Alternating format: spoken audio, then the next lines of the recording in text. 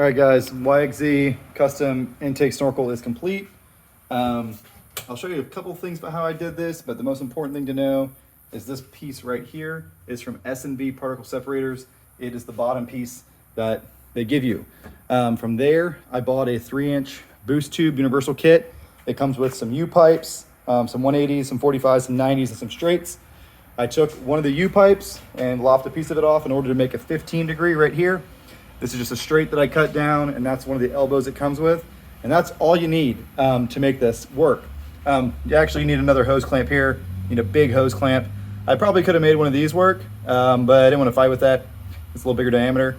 The reason this is here is just to adapt this outer diameter to this inner diameter. This is just be used as a spacer. So the aluminum pipe actually comes all the way down to about right there. You can see where it's pushing in. So that's just a spacer. 3-inch pipe, plenty of flow. Run talons on 2.5 inch. This is a little bit more breathy of a 1000, so 3 inches probably necessary.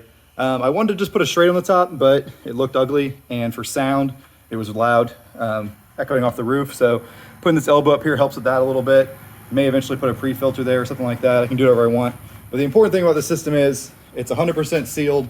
It uses this boot from S&B. I'm gonna remove it and pack it all with Ultra Black as soon as I get my airbox spacer here tomorrow. That's why I didn't do it yet.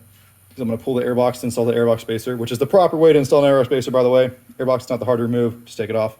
But yeah, so that's the intake. Obviously I gotta run the vent lines up the roll cage, but that's the hardest thing on here because from the factory, you get this goofy piece, which goes from the rectangle on the airbox to a rectangle on this side with a divider in the center.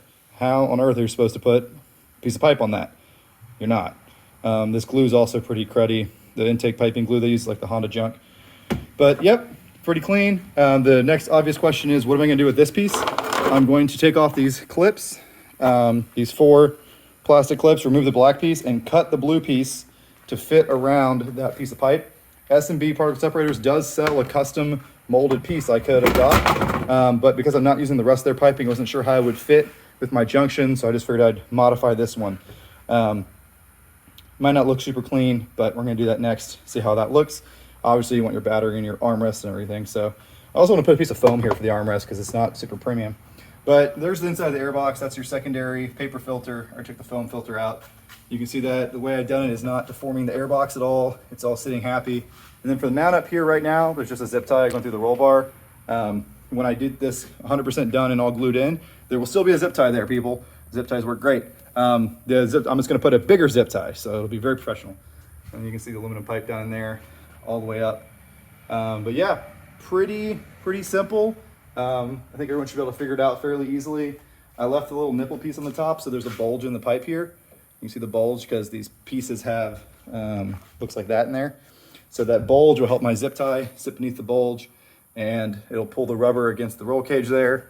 Shouldn't have any rattles and should be nicely supported once I put a very big heavy duty premium Harbor Freight zip tie. But I think this looks a lot cleaner than the other ways I've seen it done. And the total price, this is about $40 shipped. And this pipe kit was $100, and I've got enough to do, I don't know, 6 YXZs if I felt like it. So pretty cheap. You don't have to buy the whole pipe kit. You could have just bought one piece of 3-inch pipe and you could have made it work by just using the couplers to get some angle. But I didn't know what I would need, so I bought the whole pipe kit. So maybe you can save yourself some money there if you don't spend $100 on the pipe kit. But this elbow does come in the pipe kit, and those silicone elbows are pretty expensive, so I think it was worth it.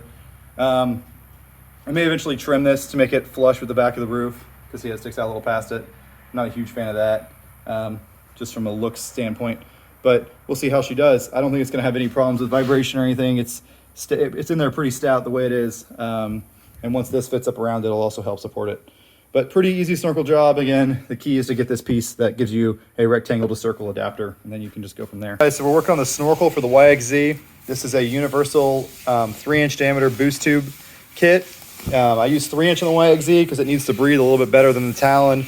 And I did some math, and 3-inch flow is plenty enough as long as it's straight and it's not like corrugated pipe or anything like that. So nice smooth flow will be good. And the coolest thing I did, which I think is super intelligent and clean, maybe someone else has already figured this out, into the airbox boot, right?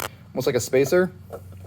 And then you put this pipe in here and make sure you put it down deep enough to where it's sitting down against this piece in here, this divider. And you can just put one hose clamp to clamp it all down. Now obviously I got to play with the angles and stuff. There's the air filter, it's a little dirty, I need to clean it. To get it coming up right, this comes out at 90 degrees. So you need, a 45 right off the bat to go up. So what I'll probably do is take this pipe, which I have 45s in here, cut that right there and go up. That's one option I can do. I could add a coupler right there. It all depends on how high up I want to go. So I'm gonna start playing with the angles, figure that out. But this is a really cheap way to effectively snorkel your bike. I got this from S&P. I called the guys and said, hey, I need this part number. They said, no problem, mailed it to me. S&B, I keep saying. So there's the part number for it, S&B filters. So this is a factory style thing that plugs into the airbox, and it goes from your square airbox hole or rectangle to round output, which is exactly what you want to snorkel this thing. And I know someone's gonna say, oh, you're gonna lose flow. Well, yes, that is a bigger hole, and I'm tapering out a little bit, but it makes a hard 90 there. And this has a divider in it, so I don't think I'm losing any flow whatsoever. And when I got this thing tuned, I did tell them I was planning on running a S&B particle separator type setup, so my tune should reflect the amount of flow I'll have. Obviously, when you install this into the airbox, that casting's a little weird, so that's not quite continuous. I'm going to clean that up with a razor blade. When you install this into the airbox, make sure you use a bunch of ultra black. I really wish that didn't look like that. That's a little annoying. Oh well, still better than any other way I've seen to snorkel these. So you don't have to cut a hole in your airbox, and as long as you clean that up with a razor blade and make that continuous, get rid of those little ledges on both sides, and put a good bit of ultra black, you should be 100% waterproof. I don't think the integrity of this thing's compromised by that. It's just kind of a weird thing they did with the mold. So yeah, I'm gonna go ahead and knock that out. Hopefully my airbox spacer gets here today, because I want to install the airbox spacer before I get the airbox 100% buttoned up. Decided to do it. This is a piece of pipe. It ended up being like a 15 degree. I made it by cutting off from one of the U-pipes. Obviously it took a little bit of trial and error, as you can see. So I just cut a little bit off the end of it to get it sit down in the boot flush. This piece right here was making it bulge up and not seal quite right into the other boot. And then I cut some out there. So you can kind of see what I did there, but you basically just need a little bit of angle. You could make this work without it if you wanted to, but this seemed to be the best way for me to do it.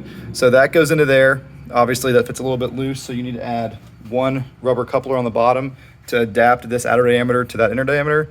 That'll sit there like so, and then you'll have another rubber coupler, which is good, right? Rubber couplers add flexibility and keep you from yanking the boot off your airbox. Up to here like this, and then this is actually going to sit right there where it's shielded by the roof. There'll be another rubber coupler at the top, and it'll be zip tied to the roll cage with some big zip ties. So I'll show you the pictures of the finished product, but before I forget, this boot was a pain in the butt to get sealed into the box, and I've got to take it off and redo it with glue, obviously. But once you get it in there, it's in there good, and it's a tight seal. You've got to really take your time and work your fingers from the inside to make sure that it's pressed all the way into the groove. The airbox is pressed all the way into the groove on the boot. Only way to do that is to remove this top panel, which is a pain in the ass on a YXZ. Take out your filter so you can put your hand on the inside and really work it. If you don't get that on right, it's going to pop off and have leaks and cause problems. So 100% spend your time doing that properly. I'm going to assemble it, and I got to cut this pipe to length. Then I'll show you what we got. Simply took a razor blade and cut around the pipe like you see there, so that it fits nicely. And then I cut a little too far on that side, to be honest, but I guessed it first, and then I kind of trimmed this side to match.